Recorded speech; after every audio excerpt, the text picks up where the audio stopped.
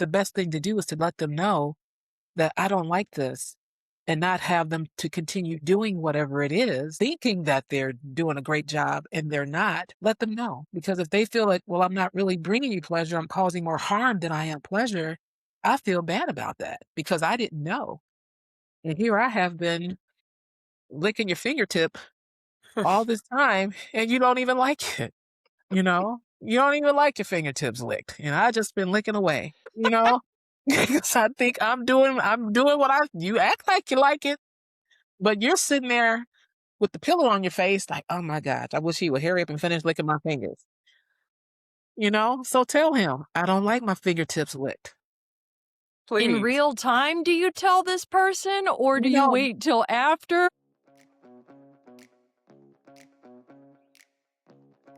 Welcome back to another episode of Girl, Get Your Groove Back. Today's episode is bold, it's honest, it's probably the kind of conversation that many women have in private, but not always out loud. We're talking about sex, but not just the act, the experience, pleasure, desire, emotional connection, hormones, confidence, spirituality, and why so many women disconnect from this part of themselves. Here is truth. For a lot of women, sex is not just physical. It's emotional, it's energetic, it's hormonal, it's relational. And when one of those areas feels off, honestly, desire can really disappear. So today, I brought in 3 powerful women from 3 different backgrounds to explore this from every angle. I have Renee Hunter, who is a sex therapist, and she is helping women understand pleasure and sexual health. I also brought in Dr. Ticily Medley, and she is a relationship therapist and PhD, and she's bringing the psychology of connection and attachment styles and intimacy. And I have Coach Kat, who is a personal trainer and fitness model, and she is here to talk about confidence, the power of confidence, embodiment, and yes, whether sex really counts as cardio. This conversation is spicy, it's educational, it's late, and most importantly, it's real. The goal of this episode is not to shame anybody. We're not here to perform, but we're really here to normalize women owning their pleasure, understanding their bodies, and reconnecting to their desire. And most of all, being free to have the conversation. So if you've ever wondered, why does my libido change? Why do I need emotional connection before I want to even have sex? Is stress killing my desire? Is confidence the missing link? Well, you're definitely in the right place. So, let's get into it. Hey, y'all, and welcome to another episode of Girl, Get Your Groove Back. I'm here with 3 amazing ladies. Y'all, this is going to be so good. It's going to be spicy. It's going to be juicy. And we're going to start off with a nice, fun icebreaker. So these are just short answers. Whoever wants to answer, go ahead and pop in. So the first icebreaker, it says, what is one myth about women and sex that needs to die? Y'all are all in deep thought. Oh, that we shouldn't like sex. Because I think that myth is still out there. And it's a myth. We can definitely enjoy it. Yeah. And we should enjoy it. Okay. And okay, we I'm trying to should. Here's one that women don't think about it as much as men. Maybe not as much as men, but I don't think we're too far behind. So, Okay. That we don't think about it, but we do. You got one on your mind, Coach Kat? I was just thinking that the myth is that maybe women are a little more predictable in the bedroom and we're kind of standard and basic and we like and predictable. But I think that that's not true at all. I think that we can be freaky and adventurous and want to explore things. Come on now. Ooh, okay. Here we go. I just got red. Juicy, juicy Cat fruit. just jumped on in there. Let's do it. Yeah. Well, Just that's dive what we're in. supposed to do. Here you go. There you go. That's Okay. awesome. So the next one is sex self-care? Why or why not? Yes, it is. Because you Yeah. live longer and it's better for your health. So yes, it is self-care. Yeah. I was going to say a hell yeah to that one Okay. because it's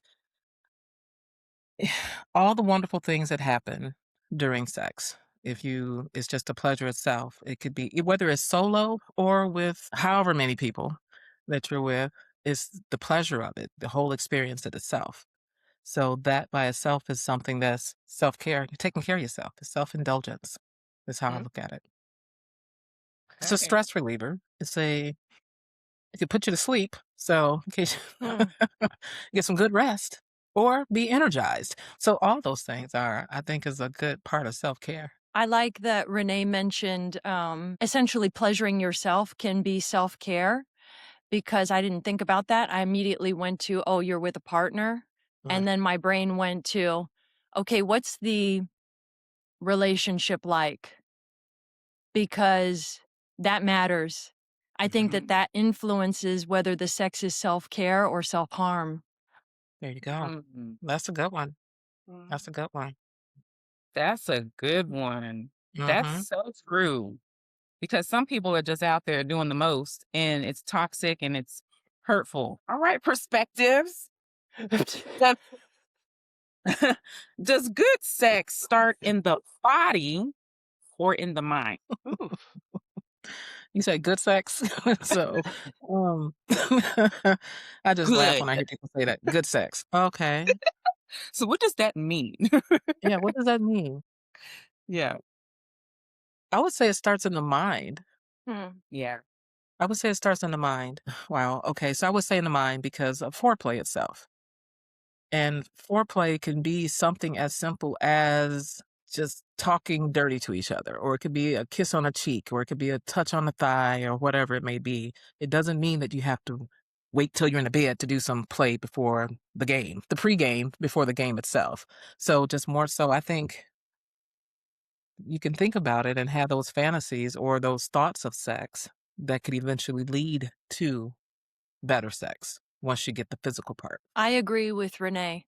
I think that really good sex starts in the mind. And if there's some sort of emotional or mental connection, or if you're feeling like you can fantasize, then yes, that comes first. But I think that the physical, the body reacting and all of that, that plays a huge role as well. But I would say it first starts in the mind because there could be a beautiful looking man, and if I don't like his personality at all, that is the biggest turnoff. I have zero sensual sexual feeling in my body. I have zero attraction for that person, no matter if they look like an Adonis or whatever.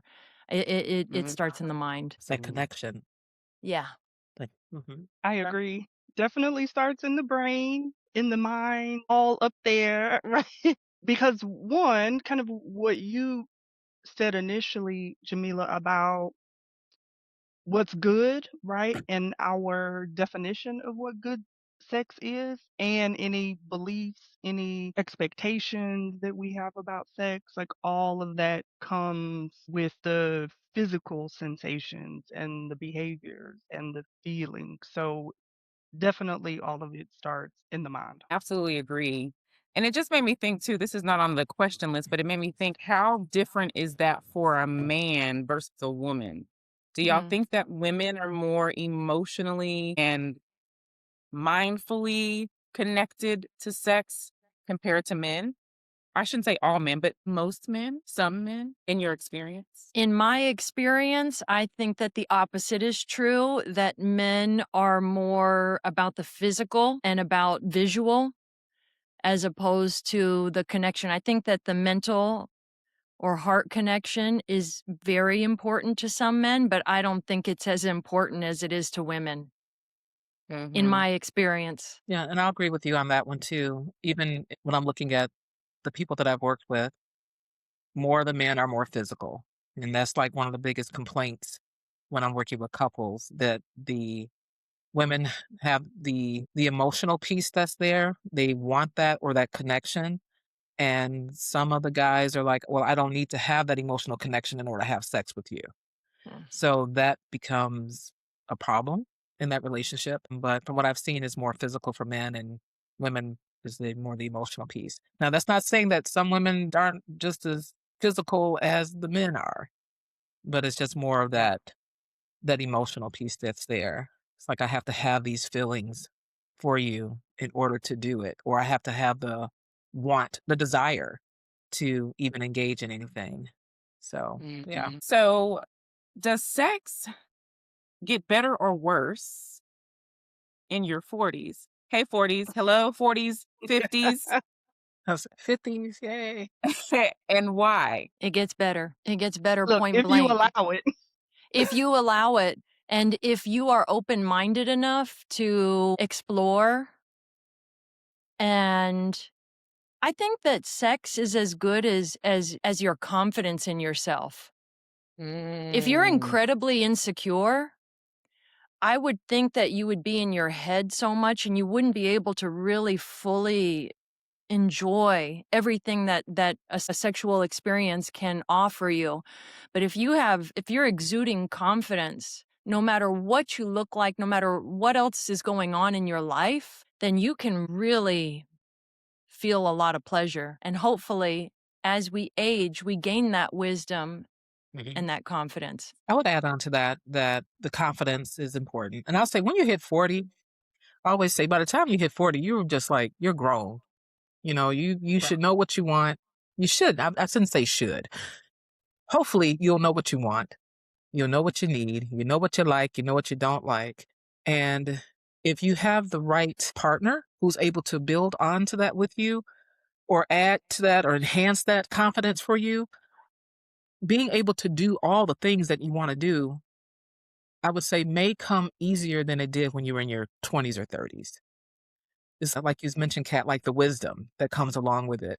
And hopefully some of that confidence too, because I always say you need that confidence in order to be able to express those things. So the confidence and the freedom, here I go, it's not freaky as freedom is what I always say. So whatever it is that you want to do, don't think of it as a negative, just do it. And I think that once you kind of start to mature, you feel that freedom for some people. Some people, it may take a little bit more time, but if I just speak from personal experience, as I started approaching my 40s, it's like, I don't care. Is whatever I want to do is what I'm going to do.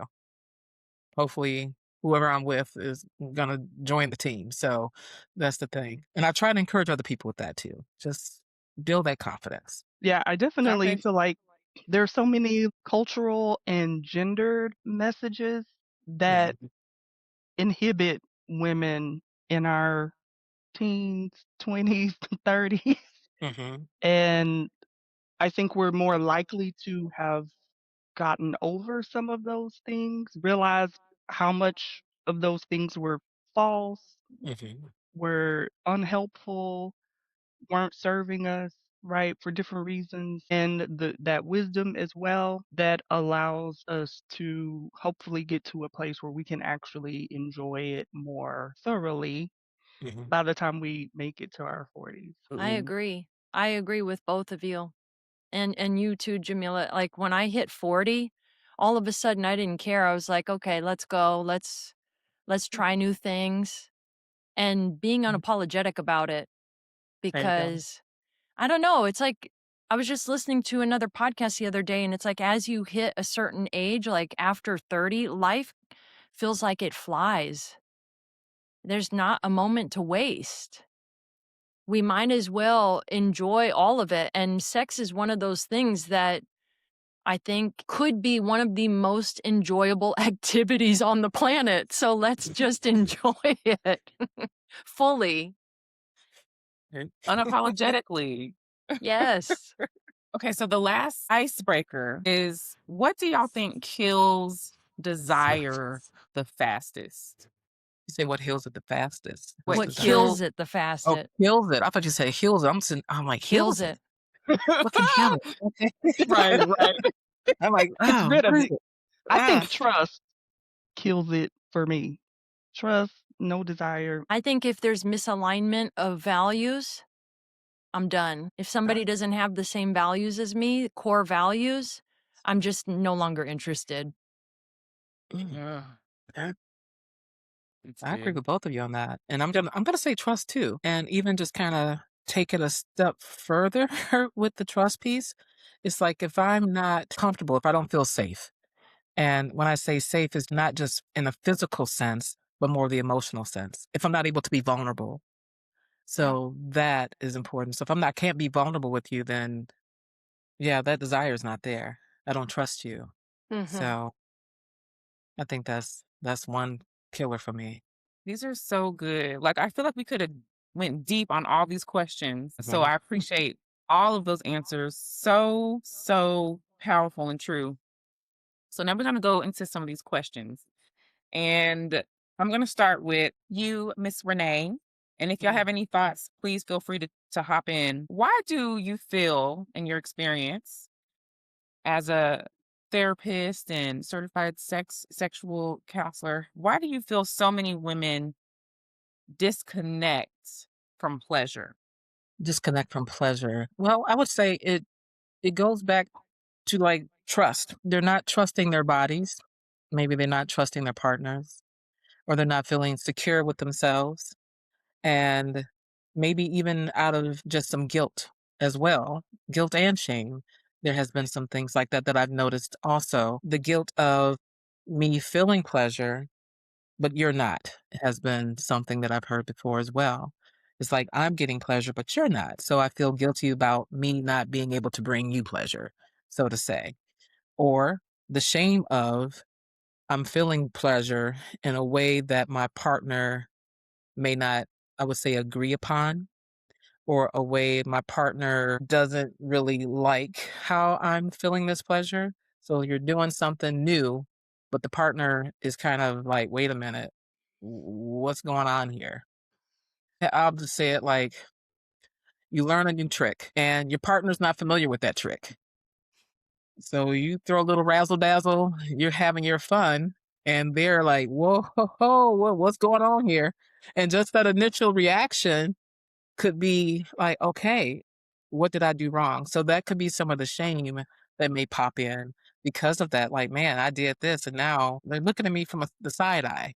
So I can't do that as far as the pleasure piece. So yeah, it's like I'm trying to keep it clean. So it's like I hope that made sense. I hope so. So Got you.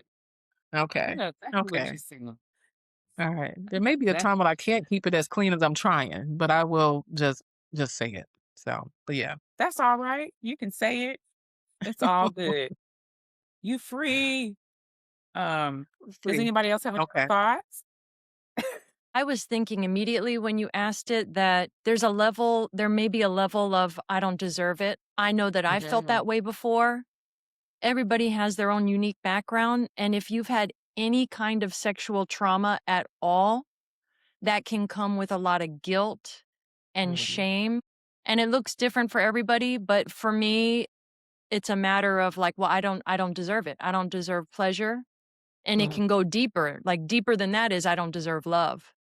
Mhm. Yeah. Uh, Yeah, I a agree. lot of people are I connected agree to with that. all of that. Just gonna add that, kind of going back to some of those gendered messages that we sometimes have of like purity, whether it's connected to religion or not, right? There can be a lot of cultural messages about purity and the expectation that women shouldn't actually enjoy sex, right? Only men are supposed to enjoy sex. Men are the only ones who are supposed to have orgasms, right? So some people have been brought up with those kinds of messages that, oh, if I enjoy it, that means bad things about me. right? That I'm some type of a whore, right? If I actually enjoy the sex. And as Kat mentioned, the shame that comes up with sexuality a lot of times. And so I think because of a lot of those messages that we grow up with and the trauma, we've learned to disconnect from our body and enjoying what our body feels like. And so it's why for some people, it requires things like sex therapy to help us to disentangle some of those messages and some of those experiences and to learn how to reconnect all of that together. But there can be lots of different reasons. And just I feel that. I feel that because the purity message, especially for me growing up, this is like shout out to the 40s because then it's almost like you relearn everything, all the things you thought you knew on a relearning journey in your 40s. And so I love all that. Renee, were you going to say something? yeah, it kind of flew through my brain and flew out, but I think it had to do with connection. And it's just more so being connected with themselves again, or women be connecting with themselves. Just when you talk about like the gender roles, not gender roles, but those things that we've learned, or those myths and all those things that we've learned as far as men are the ones supposed to have sex, enjoy sex, orgasms. What about the women? Somewhere along the way, we may lose that connection with ourselves. And so trying to get connected with you again, finding those things that do bring you pleasure and being able to enjoy that in a sense. So that was the first thing that's kind of popped in my head is like not just connecting with your partner, but actually connecting with yourself, which is just as important. I was just thinking as far as like, I'll just say orgasm, for example. Who's responsible for your orgasm other than yourself? Mm. The other person's just assisting. You're the one that's doing it. So it's Yeah. more so you knowing your own body, you're being connected with your body before someone else can connect with that. So I think that's just as important. And just to follow up on that, how important is it for women to orgasm? How important is that? Depends on who you ask. So since Mhm. you're asking me, so I would say, I would say honestly, orgasms are great. Orgasm is wonderful. It's important. However, I say the orgasm is just the bonus points. That's the fireworks. And if you reach those fireworks, that's great. That's like the finale of the July 4th explosion of everything. Yeah. Work your way up to that. Just enjoy what's happening before you even get to that. Have your own little sparklers. You just got a little sparkler and enjoying your little sparklers. You have several of those and then you just enjoying just that pleasure of things and just being able to enjoy that. And then somewhere along the way, yeah, you'll get that orgasm. Just don't think about it so much. Because if you're putting all the thoughts in, wow, I got to get that. I'm almost there. Almost. And then it fizzles out. Right. So it's Right. just more of enjoy the sparklers that you got. Have Yeah. fun with those things. Just enjoy that. And then you'll get to the finale. So that's why I say depends on who you ask when it comes to the importance of an orgasm. I'm not going to say that it's not important, but yeah. Well, Kat, how important do you feel perhaps orgasm is for women's health and as a form of exercise? I think that it really depends on the relationship you have with that sexual partner. Mm-hmm. I think in my experience, whenever I'm training a client and they are falling in love, they lose weight so quick because they're just having all the sex and their pupils are dilated and their skin is glowing and they're just hitting PRs, personal records in the gym.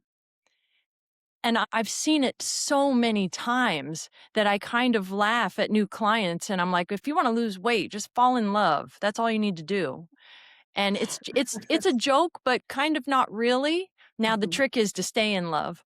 But sex can be very, very physical and it can be very cardio and heavy. and you'll be burning a lot of calories. Now, I think that it's great for health, but we have to look at the deeper picture. Like, what's the emotional connection about? And that's, circles us back to the beginning of this conversation. And I think that the emotional health needs to be there. And from what I've experienced with my friends and personally, sex for just like the sake of having sex, if two people are of a similar mindset where it's just kind of like a primal carnal thing and they're in agreement on that, great. Then you can enjoy all of the benefits, the health benefits, the cardio, the added blood circulation and the endorphin rush, all of these good things. But if there is misalignment in the feelings and you are, for example, like let's say you're having sex with someone who you know is not good for you, but you keep doing that. And maybe Ticily or Renee can speak to this, but I believe that there's research that every time a woman gives herself sexually or a man gives himself sexually to a partner, they become more chemically tied to them. It's harder to break that bond. Yes. I mean, I agree with that. I mean, because when we have sex, and particularly with orgasms, right, there's oxytocin, which is a bonding attachment related chemical, right? So there should be this expectation that sex and particularly orgasms brings a connection with that person if we're involving a person, right, in the behavior. For me, I think orgasms, again, there are so many beliefs and expectations that come with orgasms. So as we grow up, it's important to ask ourselves, why are orgasms important, right? And where is that coming from? What value are we connecting to the orgasm? So with men, for example, just generalizing a bit, but I have had experiences with clients and my own relationship where men particularly prioritize orgasms. So, oh, well, if my partner isn't orgasming, I haven't done what I was supposed to do, or something's wrong, or there's a disconnection between us if you're not reaching this peak, right? But I think that for each of us, for women particularly, it's important for us to ask ourselves, why are the orgasms important? And making sure that we're not losing the value of just the experience because we're prioritizing the orgasm. Because a lot of times we can miss the experience. So it's important to enjoy the experience. And if orgasms are important, then learning yourself and your body that can help you to get there when you want to get there, whether it's by yourself or with a partner. Personal sexual health is important, emotional health is important, mental health is important. All of that can actually increase the likelihood that you will get what you want and have orgasms when you engage in sex. For me Absolutely. personally, orgasms are important, but they're not the most important thing. I second that. I agree. Absolutely. Absolutely. Now I have to throw a curveball because I've had a friend who was like, "Girl, he's only 1 to 2 minutes. Ha- One to Uh-oh. 2 minutes. That's it." I'ma sip my tea. I brought And I'm mine like, so far. Mm, no, I'm sorry.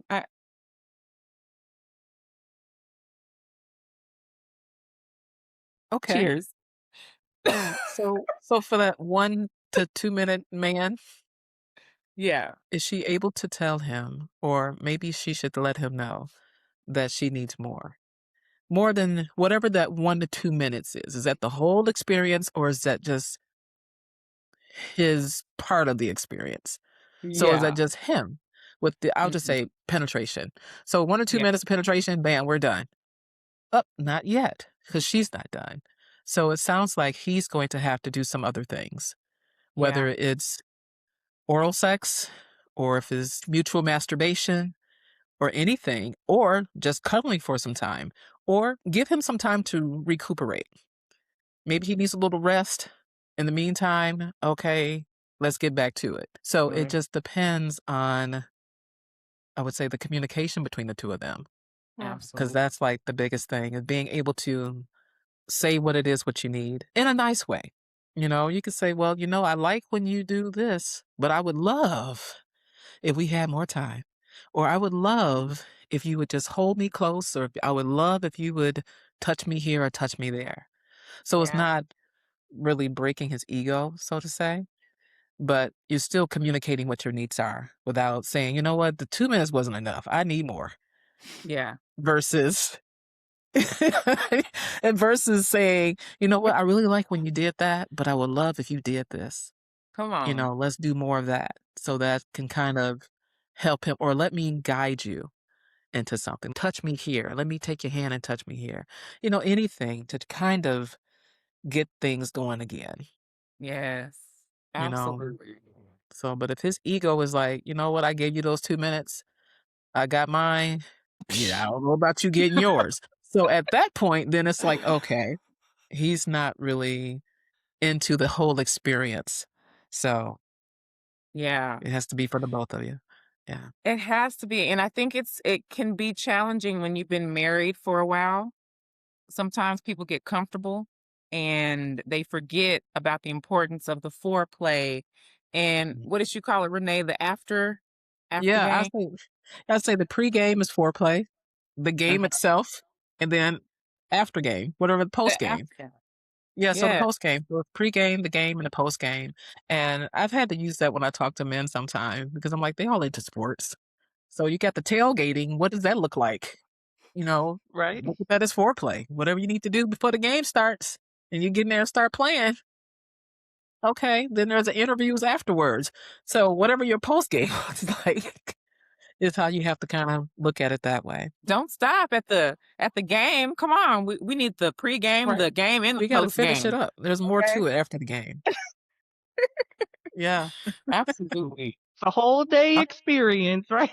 There you go. The whole day. You take the whole day. Takes And the that post whole game could be the day. pre-game for the next day, depending on Mhm. how you look at it. So That's a just good kind of point. keeping things going. Yeah. The whole day. Ticily, talk about that a little bit, Dr. T. What does that look like? How does that impact us as women? Why is that important? I heard an analogy years ago about the difference between, again, generalizing, but between women and men, that men are more like a sports car, right? Boom, boom, vroom, vroom. And women are more like 18 wheelers, right? Like it takes them time to warm up and like ramp up. But once they get started, they ready to go, You can't right? stop that.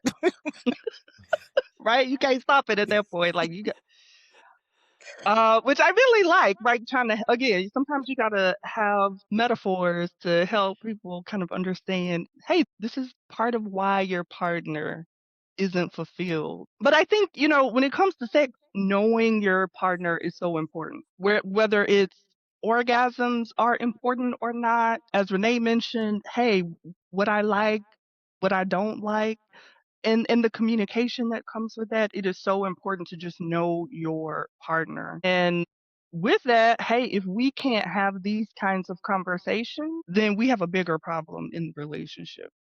If I'm not able to talk about what's working and what's not working, what I like, what I don't like, then, that is a sign of a bigger issue between us. Either, hey, we're not aligned here on these values, the transparency in the communication isn't at a level that I really need. Being able to talk about those things are important so that, hey, knowing that it's important for me to get what I need and I want to please you, it's important for you to get what you want as well.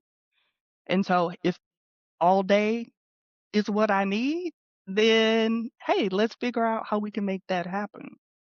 If we're both happy with 5 minutes, because, we're 60 plus and I don't have the energy anymore, that's fine if that's what we are. And I shouldn't just say 60 above because there are some younger folks who don't like extended. I shouldn't generalize like that.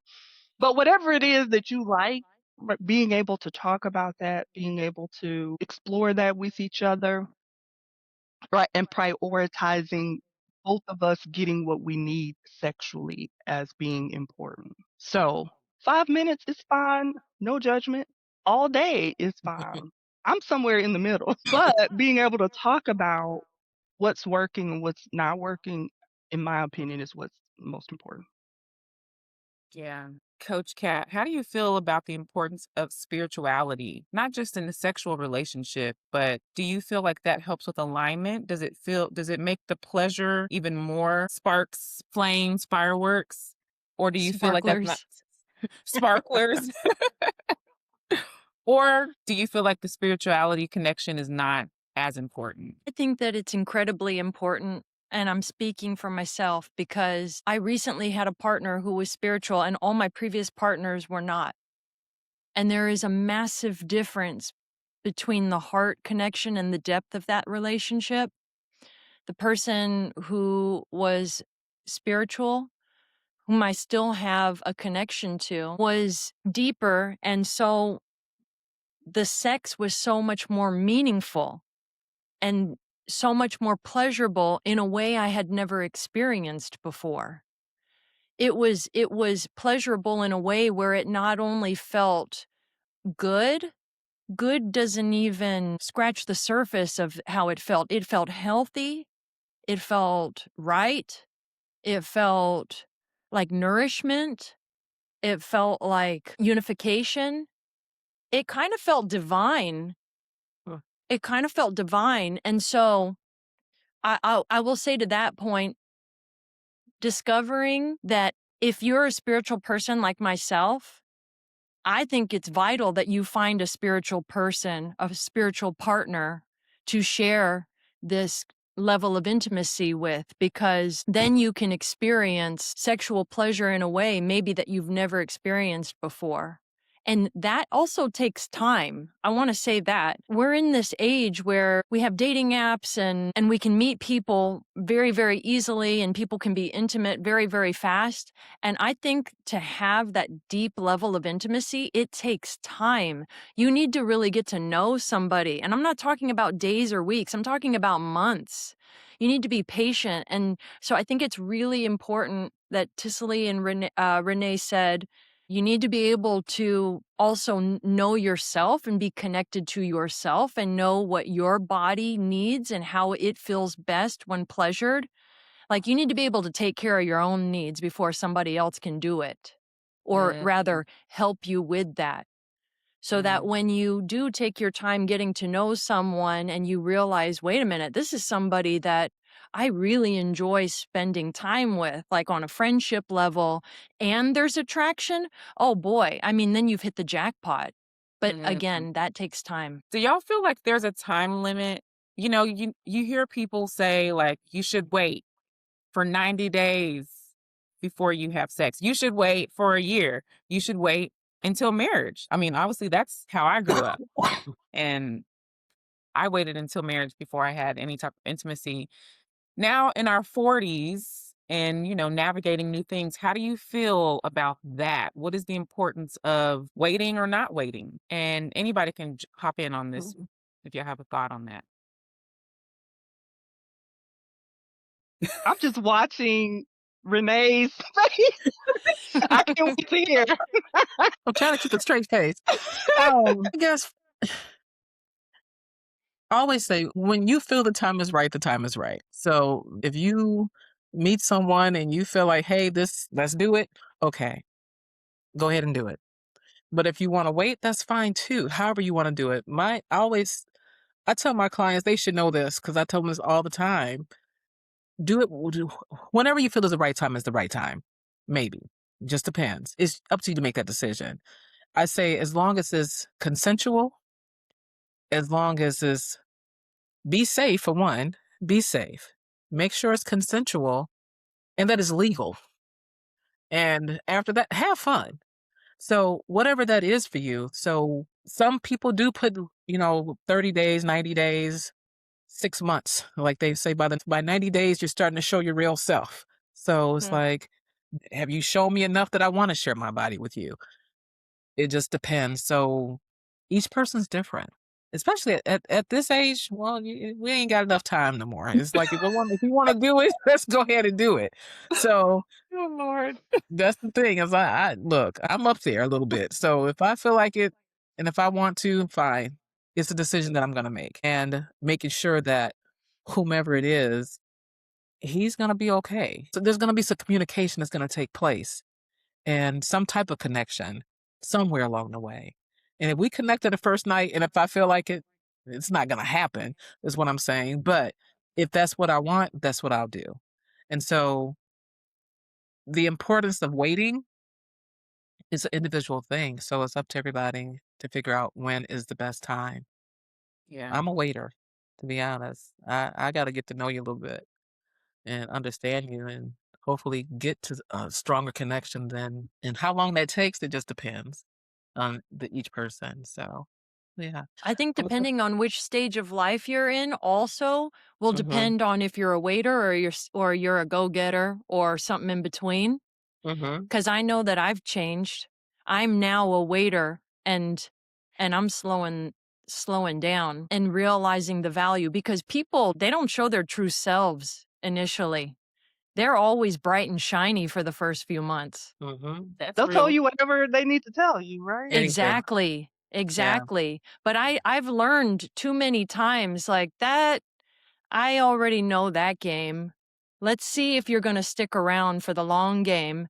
And Mhm. like, let's take the facade off. Let's take the mask off and let our hair down and talk about the real stuff. And then we'll see. Yep, yeah. Take your time. Take your time. And I tell anyone, take your time. I know we each have a different timeline, but take your time. Yeah, because like you say, that you get a whole bunch of good stuff from the beginning. They'll tell you anything you want to hear, all that good stuff. But then and then you say that you do have sex with this person. Now what? Yeah. Are they sticking around? So it's just so many different things that you have to look at. Yeah. I know women, well, I've met younger women who can just disconnect real quick in terms hit it and quit it. Like it doesn't phase them at all. It doesn't Mhm. phase them at all. They're just like, that was it. I did what I needed to do.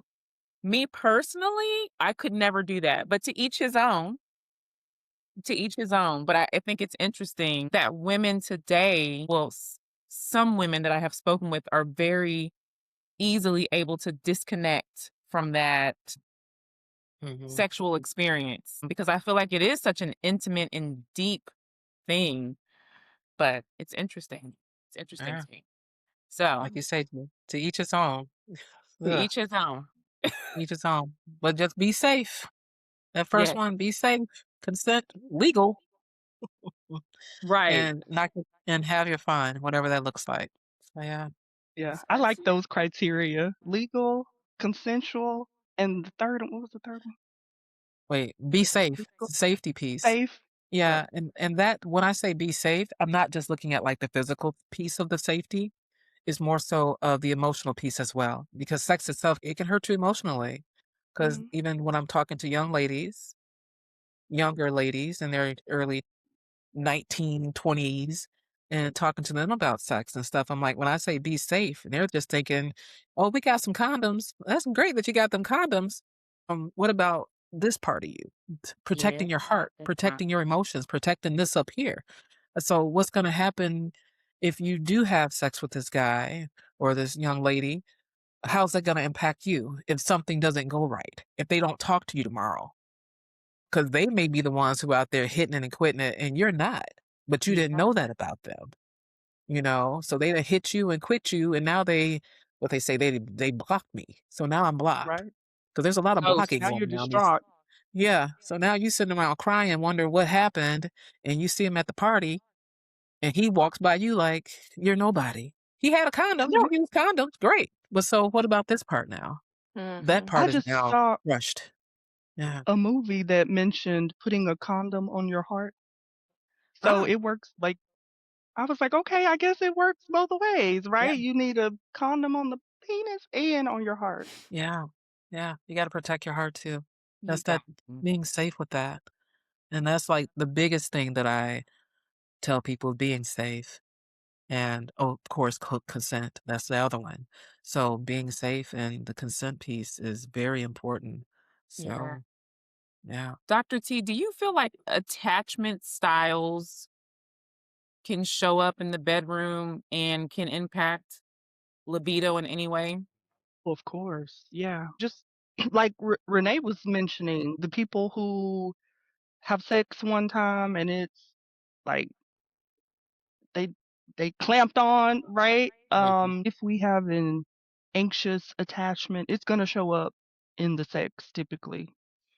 Or if we have more of an avoidant attachment style, it's probably going to show up in how we engage with sex. And sometimes, honestly, I think sex just complicates that and escalates it a lot of times. And so, knowing our own attachment skills and patterns can be helpful, and how that shows up once sex is introduced, just knowing that can be helpful. But it's such a complex thing because we can show sometimes different styles depending on who our partner is and how they're engaging in the relationship. So a person may show more of an anxious style if they are with a partner who is inconsistent. And so my last partner, I may not have been that anxious, but with this partner, maybe I'm more anxious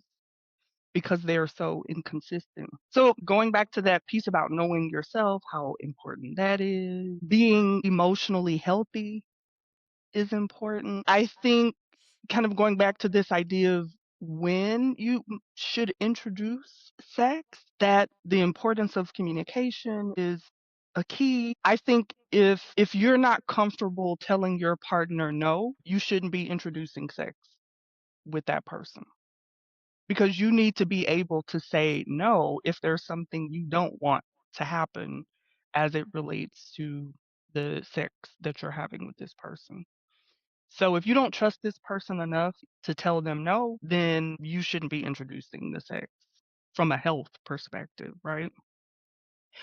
And if you can't have a conversation with them about what you like, what you don't like, I don't like the way you did that, don't do that anymore, then those are, I think, some of the parameters that for women it can be important to make that a part of your journey with sex.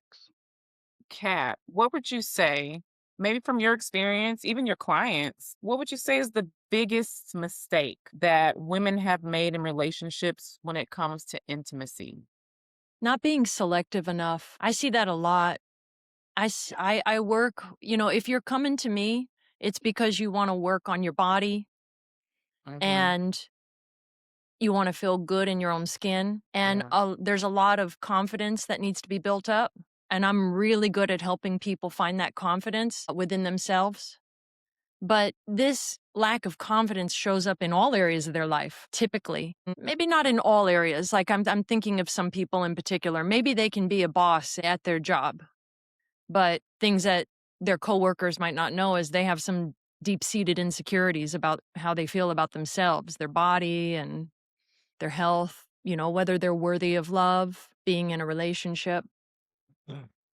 And big mistake I see all the time is people just have this innate desire to want to be loved by another and they want to love another. And so they feed into this illusion that there's not enough time. And so I just have to settle. I just got to be with somebody. And so they're Mm. incessantly trying to find someone, whether it's on a dating app or going to the bar and meeting people, having one night stands and hoping that it will become something more because they've given themselves in that way. Mm. There's a lot of stories that people create in their minds that are just simply that. They're just stories. They're not based on actuality. And I mean, I'm also speaking to myself. Being more selective and being more patient is the key, I think, in general.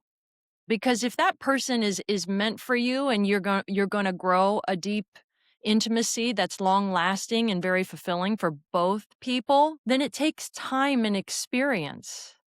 It takes a lot of experiences. And you're going to have some challenges too, because you got to learn, how are we going to work through challenges together? If you rush into that part and you just try to get into something so quickly, I don't know. I think that ultimately it's probably not going to last, or it's not going to be as fulfilling as you were hoping. Not being selective enough. Mm-hmm. Any other thoughts? Agree with that. Well, maybe a little disclaimer. If you want long-term meaningful relationships, then yes, I think you should be more selective.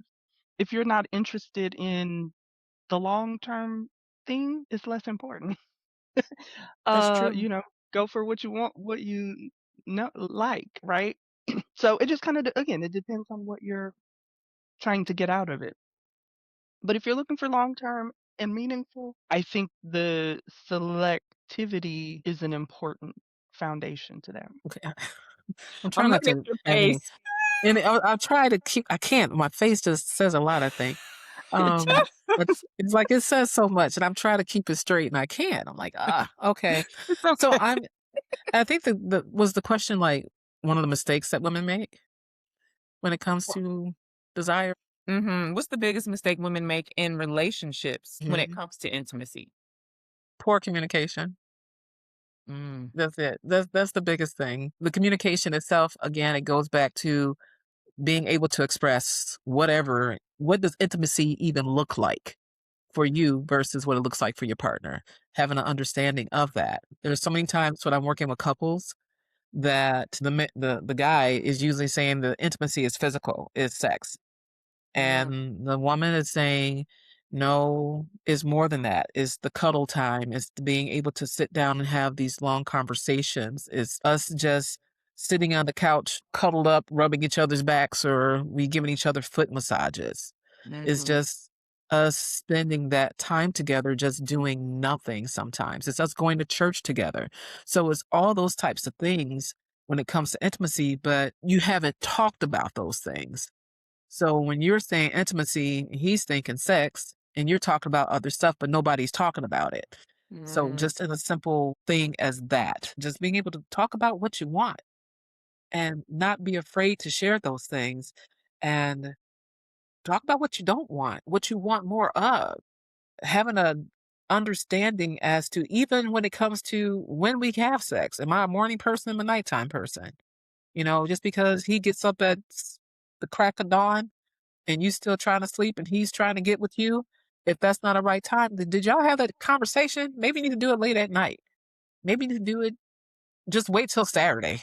Who knows? But just trying to figure those things out and just having those simple conversations. I say simple, but they're not that simple in those relationships to have those type of conversations. So being able to communicate, I find myself saying that so much, is like the communication Yeah. is one of the biggest important things. And I want to add to that, just because you're able to say what it is that you want or what you don't want, are you saying it so that the other person actually understands it? So it's that comprehension piece. So you can talk all day, but is he or she really listening to you? Maybe they don't know what you're talking about, or they don't have an understanding of what it is that you're trying to say. So everybody's talking, but nobody's communicating. Mm. So that's the thing. Yeah. And why is it so challenging for a lot of women to have that conversation, to say, I don't like actually when you do this, or I am a morning person and I don't need you hopping on me at 12 o'clock Right. midnight because sleep is Right. important to me. Sleep is important. You know, Yeah. I've asked that question a lot. And sometimes I get the I don't know, or it goes back to how they were raised. It could be Yeah. the societal type of things, it could be media, it could be friends, so many other things that are getting in the way. And one of the other things is, like, I hear is like, I don't want to hurt their feelings. I don't want to hurt my partner's feelings. Because if they're doing something that I really don't like, but they think they're really doing something and they're not because I don't like it, I said, okay. So my thing is this, if your partner's goal is to bring you pleasure and to pleasure you, and they're doing something that you're not finding so pleasurable, but you're acting as if it is, Yeah. how do you think they would feel if they knew that I've been doing something that I thought was bringing my partner pleasure and it's not? So their feelings are going to be hurt behind that. So either way it goes, if you want to look at it that way, their feelings may be hurt. But the best thing to do is to let them know that I don't like this and not have them to continue doing whatever it is, thinking that they're doing a great job and they're not. Let them know. Because if they feel like, well, I'm not really bringing you pleasure, I'm causing more harm than I am pleasure, I feel bad about that because I didn't know. And here I have been licking your fingertip all this time and you don't even like it. You know, you don't even like your fingertips licked. And I just been licking away, you know? Because I think I'm doing you act like you like it, but you're sitting there with the pillow on your face, like, oh my gosh, I wish he would hurry up and finish licking my fingers. You know? So tell him, I don't like my fingertips licked. In Please. real time, do you tell this person or do You you know, wait till after? in real time, if you've been letting them lick those fingertips all this time and you just got to that point of, you know what? Stop. It's time to stop licking the fingertips. Please, I'm sorry. I can't take it anymore. So before it gets to that point, you may try it once and you don't like it. And he's like, well, let me try it again. Okay, you try it again and you don't like it. Okay. You know what, babe? How about you lick my knuckles? Lick around this way. Lick here, not my fingertips. Redirect, right? Yeah, Redirect them. just come on over here. Or while his mouth is just come on over this way. Lick my elbow now. I like that. Whatever it is, just by doing that. And I think that once we get past I'm afraid that I'm going to hurt their feelings because you're hurting your feelings too, because both of you are suffering. It's going to be a suffering type of thing. So I'm not going to lay here and suffer with something I don't like because then if you keep doing it, then I'm going to get pissed off. And now there's some resentment somewhere because I've been letting you lick my fingertips this whole time, knowing I don't like it. Now I don't like you because you keep going for my fingertips. So listen, don't lick my fingertips anymore. There's a way of talking about it. You can do it afterwards if you prefer. That'll be a softer time once everything is over the next morning. You're like, know what, babe? We had some fun, but there's that one thing that I just can't take anymore. He's like, yeah, what is it, hon? You licking my fingertips. Oh, I thought you liked that. Not anymore. And don't.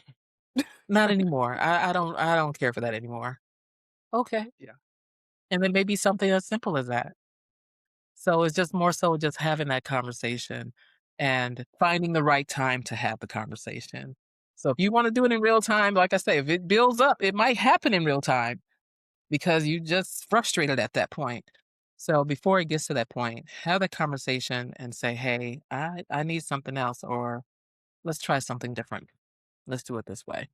Because But that I can. think that Oh, go ahead. that is so important because again, that communication piece is where a lot of it breaks down. Mm-hmm. And I think for a lot of women, there is that fear of hurting their feelings. I don't want to hurt their feelings, right? Mm-hmm. Or I don't want it to be awkward. And so sometimes saying no is hard for us to do. Mm-hmm. And so, as Renee mentioned, hey, you can do it right then in the moment. You can wait until after and have that conversation. But I think the delivery is important. If you want to maintain the relationship, a lot of times the delivery is important. Mm-hmm. So, if you're like, oh, don't do that, I don't like that. Well, Right. okay, that might hurt their feelings Yeah. versus the redirection Yeah. is a good option. Mm-hmm. Or, hey, do it like this instead. How about we try this? Mm-hmm. No. Right. So how you express that displeasure is Yeah. important. So there are nice ways to say no or to offer alternative Mm-hmm. behaviors that you actually do enjoy that don't make it awkward, that just kind of allow you to continue the engagement between the two of you. And so sometimes just practicing right? Once you realize that they're going to do this thing again, right? You might have to practice some, okay, I can say it like this, I can say it like that, Yeah. or will in the moment be the best thing, or hey, when we're driving in the car while we're eating breakfast, Yeah. bring it up then. You know what I'm Right. saying? So there are a lot of options, but being able to say what's not working and making sure that you get what you need is what's important. Because God forbid you hold on and don't say anything. Like you said, Renee, all that resentment and Yeah. frustration. And at that point, you're angry. Yeah. So the And every delivery time you might Yeah. walk, not. Yeah. yeah, and every time you walk by, you got your hands in your pockets because you don't like, don't look at my fingertips and put my hands in my pockets.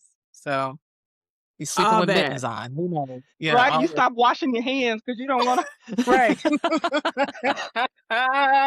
So, them dirty. listeners, in other Right. words, communication. Try to do it Communication. before it gets to that point, Yeah. because then y'all looking up each other's head.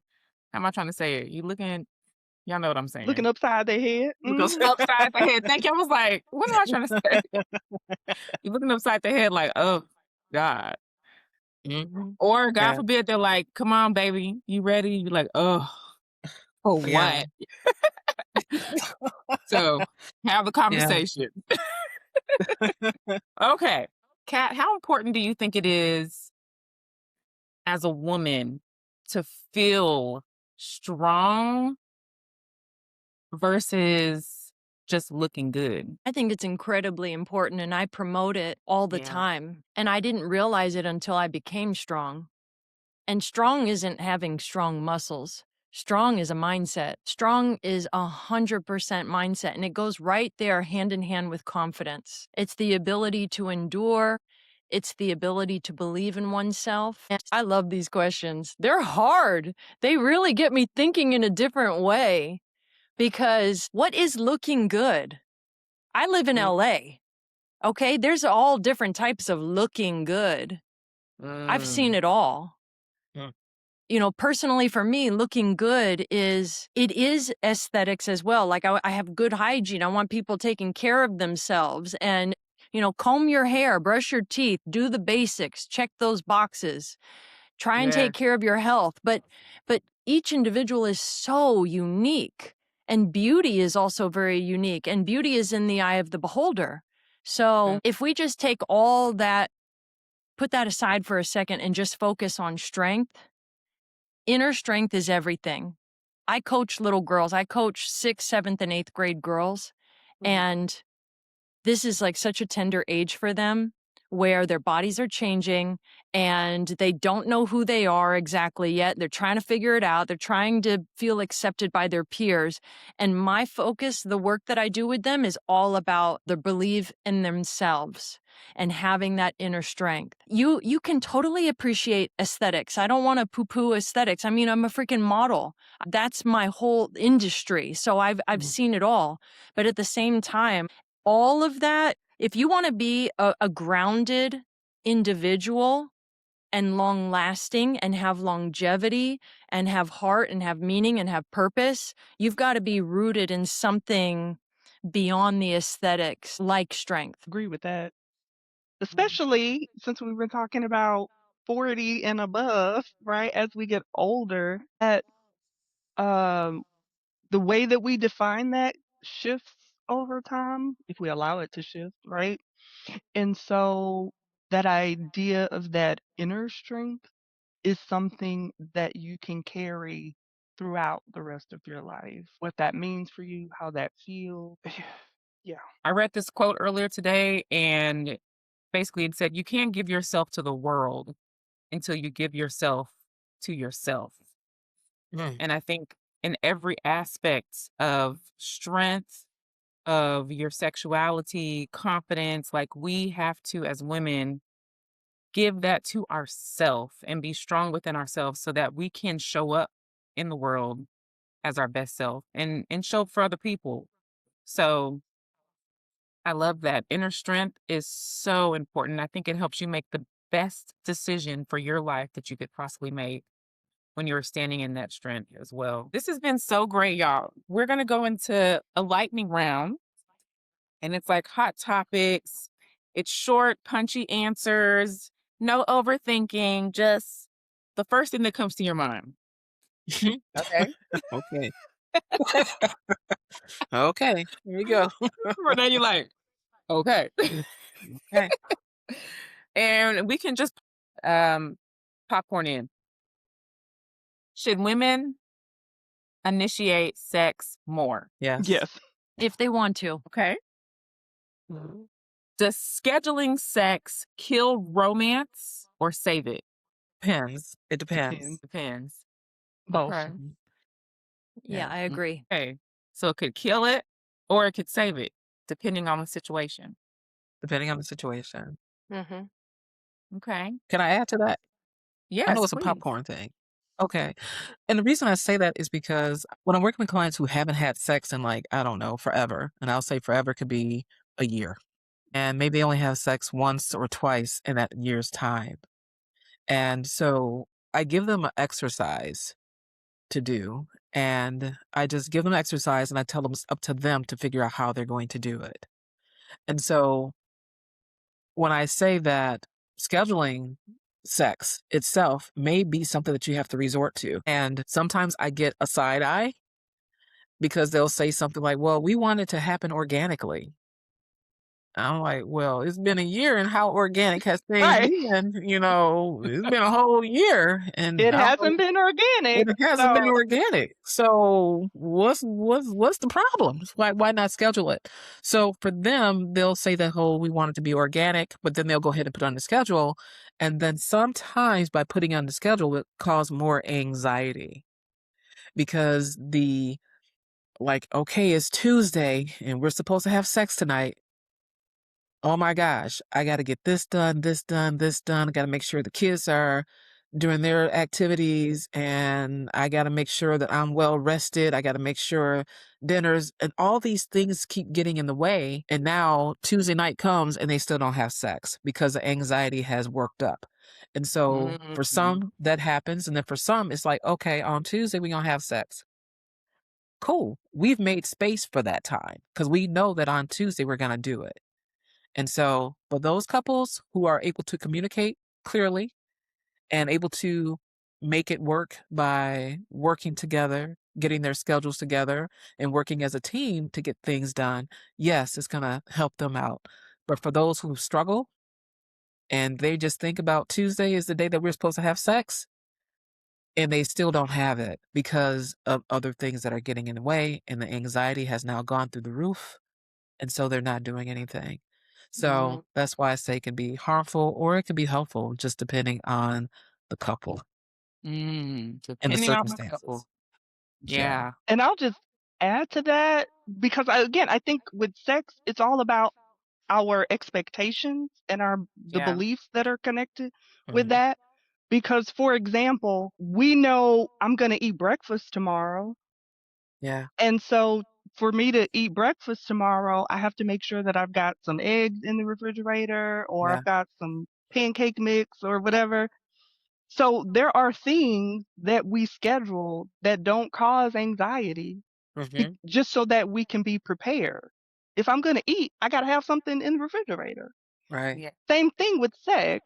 If it's going to happen, you've got to have some things prepared for that. So what does that look like? So Hmm. sometimes it's reframing that preparation for clients so that they don't connect the event with the anxiety, Yeah. but understand that the preparation is what's important and the intentionality. I like that.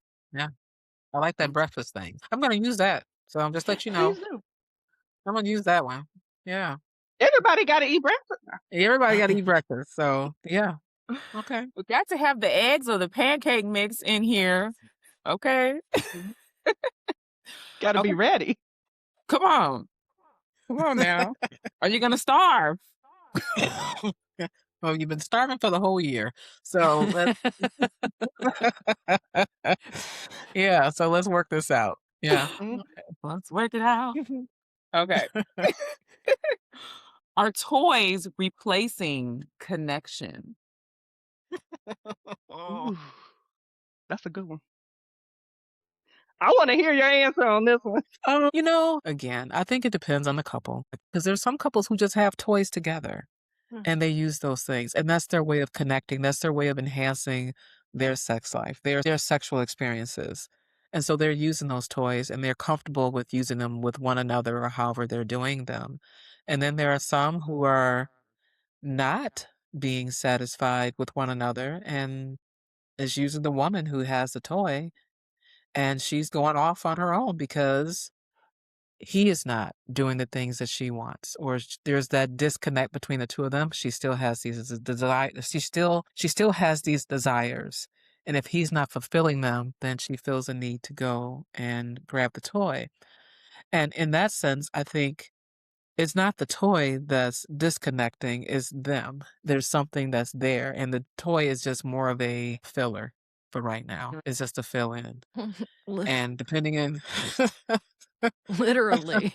Literally, right. It's a filler. So it's taking care of those needs that she may have. And then he may I'm going off on something else because it's so many things that I've seen in these sessions with clients and things like that through the years that I've been doing this. So it's like I'm trying to find those similarities. And that is one of the similarities is that I don't see it as a disconnect, but it's more of something I need this. It's a filler. And that disconnect is something else that's happened between the two of them. So it may pull her further away because of the lack of communication, the mismatch of desire, resentment, and all those other things that may have gotten in the way. And the toy is, I'm saying temporary, but the toy is just something else to go and grab. It's like a pacifier right now. So that's what it's being used as. So, yeah. I think there are some people who can be threatened by toys, but Yeah. as has already been said, the toy is threatening because that person isn't willing to do what they need to do to learn or figure out Hmm. how to satisfy their partner, Yes. which there can be a lot of reasons why that is. But the toy doesn't have to be threatening if you're willing to say, "Hey, what's the toy doing? I want to learn how to do that." Or I want be the thing that causes that for you. What do I need to do to make that happen? How do we figure that out? Let's explore that. So it can be a curiosity, a learning if we allow it to be that. Otherwise, the toy becomes a, A a threat. threat. Yeah. Yeah. And I like that you say like the curiosity. That's the thing there too. Asking those questions. Yeah, why this toy here? Why this particular toy? You know, I may not be able to do all the things that toy does. 'Cause it's got a battery or a USB cord, but I can do other things. So let me figure out, or maybe let me use a toy on you. Let's share and have that experience, whichever it may be. So yeah, the curiosity. Be curious. It's not a threat. It's an enhancement. It can be an enhancement.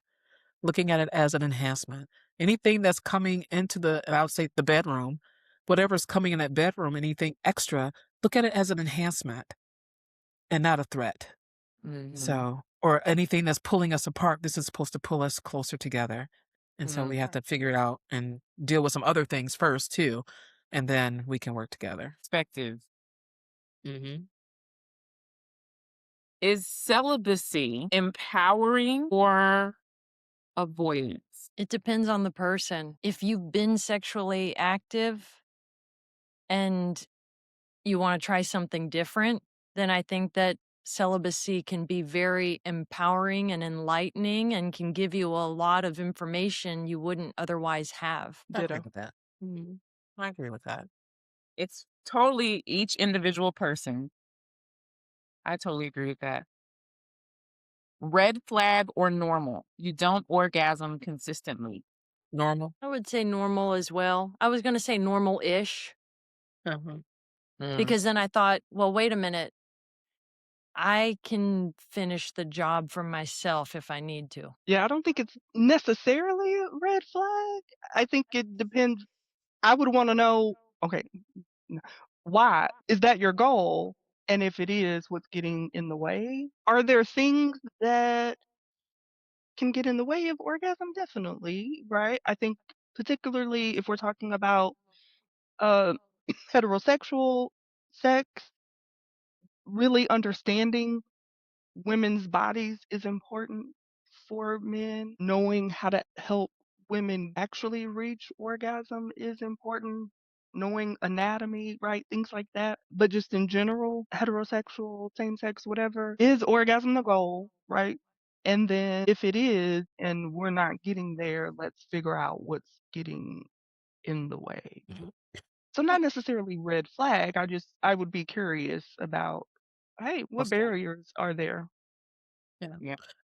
I think what I was looking at when you asked that question, or yeah, the consistency piece, like consistently having orgasms. That's why I say normal, because sometimes you may not have one, but you can enjoy the journey. Like I said, those little Mhm. sparklers that are along the way, but you can enjoy it and still have a pleasurable experience and not have an orgasm. Consistency, that depends, like what is consistent? Every time you engage in sexual activities, or Yeah. is it just, it could be maybe you just had an off night, still had a good time, Right. and you were okay with that.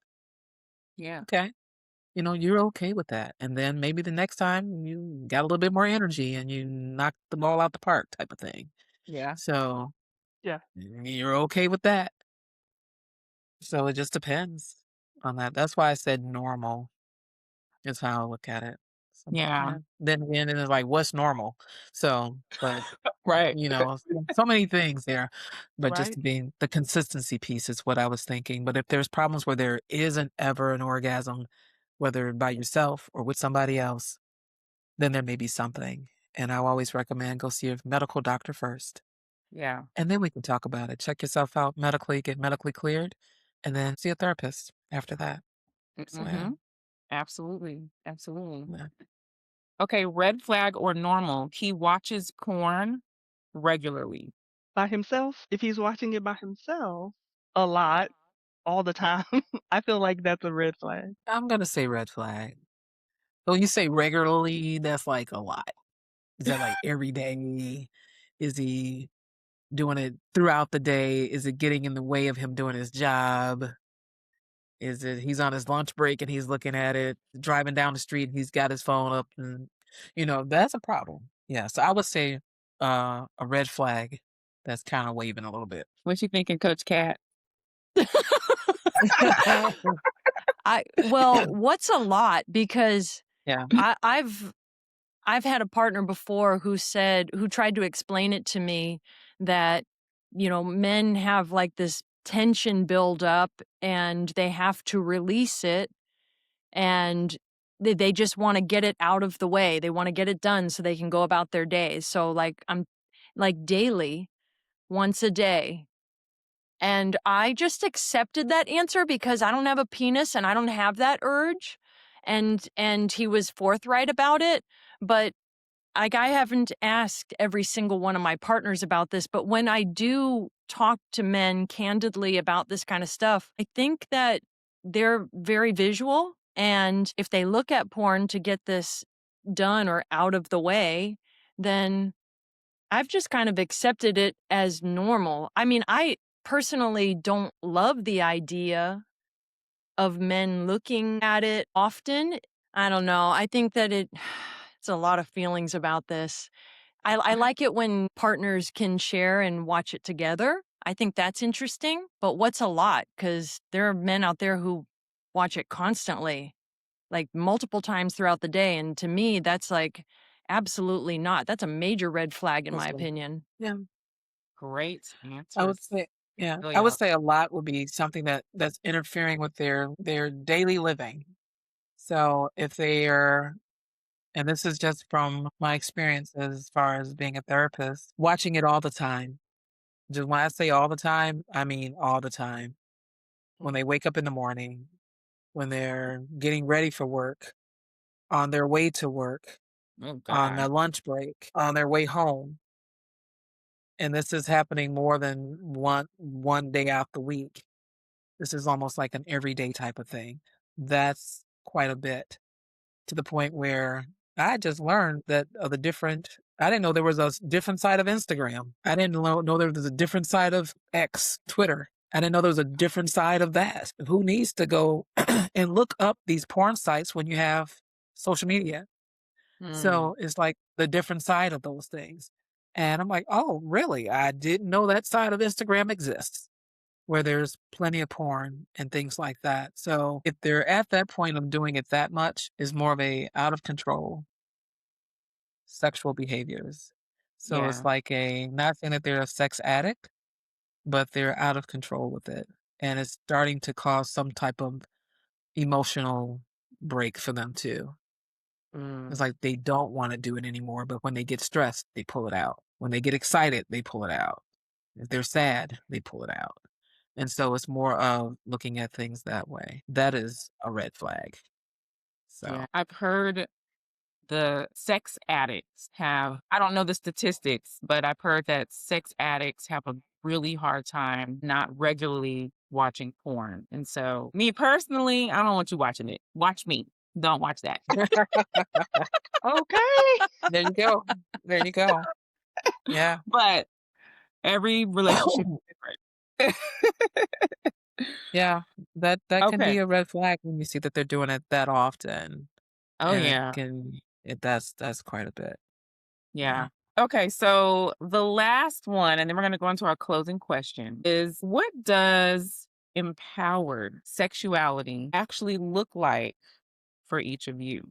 Empowered sexuality for me means being unapologetic with asking for what I want, being okay with waiting, and even if the other person is ready. And it also means when I am ready, saying so and not getting in my head about, oh, this is too soon. The biggest thing for me is to be able to communicate anything and everything that I'm feeling and want to explore, even if it's just fantasy, is because I have been shut down so many times by previous partners who wouldn't even allow me space to just talk about fantasies, not Mhm. even putting them into action, just fantasies.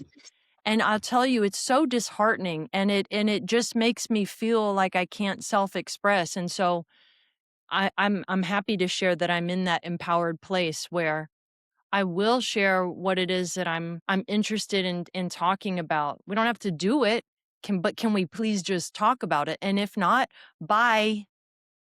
Yeah. That's good. That's good. Mhm. Let's see. Empowered sexuality. Just to kind of, similar to Cat. So just being able to talk about whatever it is that I want to do, how I want to do it, when, where, all those things, and not feel any type of shame about sharing that. And that's me. Well, that's where I am. And that's when I say that it's not freaky, it's freedom. It's like whatever it is that I want to do is not like, don't look at it as freakiness. It's just the freedom to do those things that whatever it is I want to do. And I'm confident in that. And I feel that's empowering, being able to say that, being able to just do those things and not have any fear or shame about it. And yeah, and whoever just be ready to hear what I have to say and listen to me. And like Kat, when you mentioned like with the fantasies, being able to just share those things and just talk about that. Again, like you say, it doesn't mean I want to do it. Mhm. If I do, great. If I don't, great.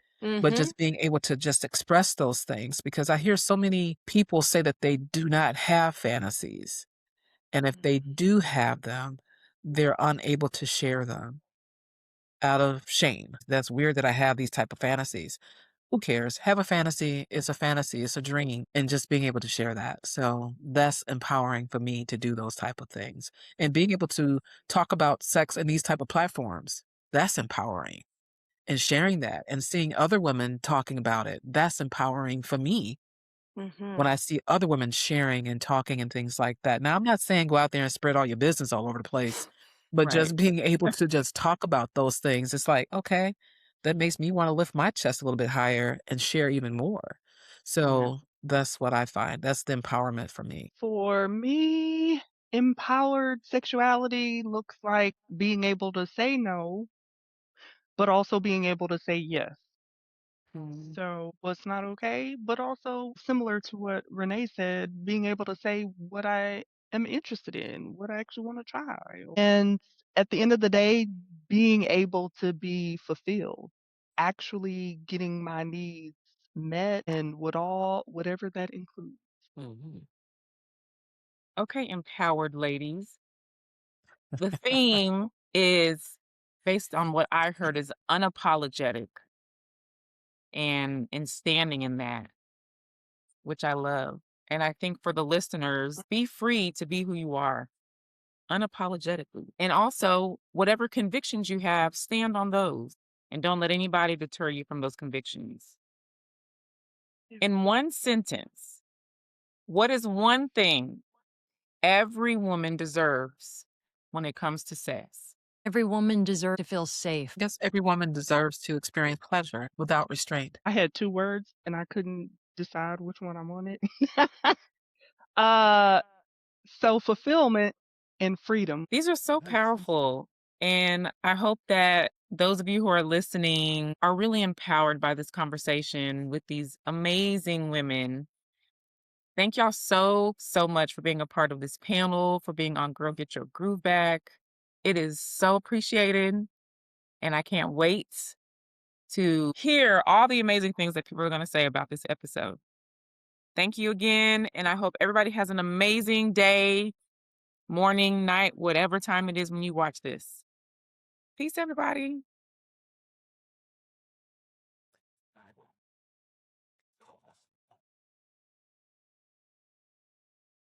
If there's one thing I hope you take away from today, it's this.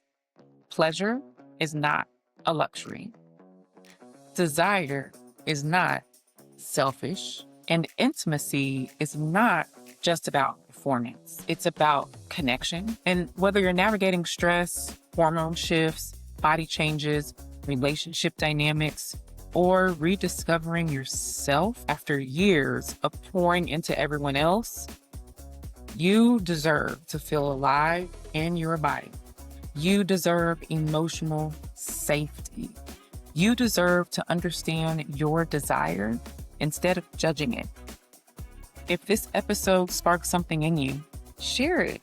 Send it to your girlfriends. Start the conversation. I believe that the more we normalize talking about sex, talking about the importance of connection, talking about women's health, the more empowered we become. Until next time, girl, go get your groove back.